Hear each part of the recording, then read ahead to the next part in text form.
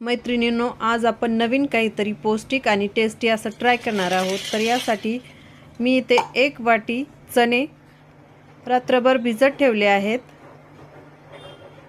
चणे व्यवस्थित भिजलेले आहेत। आता आपण चणे शिजायला घालूयात।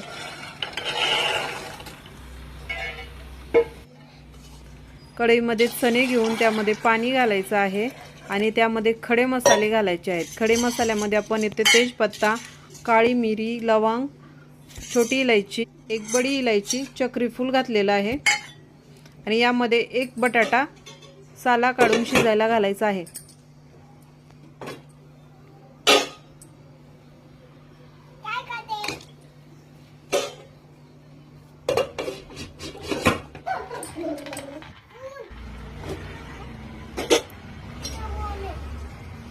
बटाटा आणि चणे व्यवस्थित शिजलेले आहेत।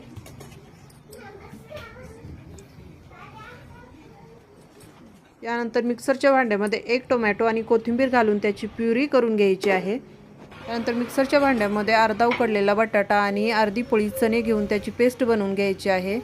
भाजी बनवण्यासाठी आपण येथे 1 कांदा बारीक कापून घेतलेला आहे आणि पावडर मसाले घेतलेले आहेत।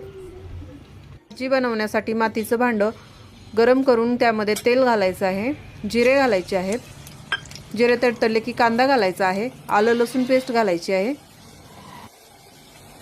कांदा व्यवस्थित तेलामध्ये फ्राय झाला की त्यामध्ये टोमॅटो प्युरी घालायची आहे।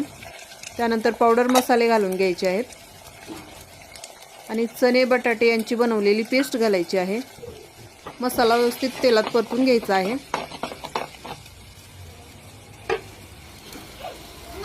चवीनुसार मीठ घालायचं आहे आणि हा मसाला झाकण ठेवून तेल सुटेपर्यंत शिजू द्यायचा आहे।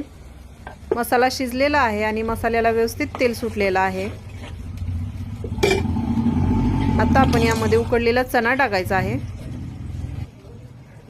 बारीक चिरलेली कोथिंबीर घालायची आहे आणि झाकण ठेवून भाजी उकळी येईपर्यंत शिजू द्यायची आहे। चमचमीत असा ब्लॅक चना मसाला रस्सा भाजी तयार झालेली आहे। रेसिपी आवडली असेल तर चॅनलला सबस्क्राईब करा, व्हिडिओला लाईक आणि शेअर करा। धन्यवाद।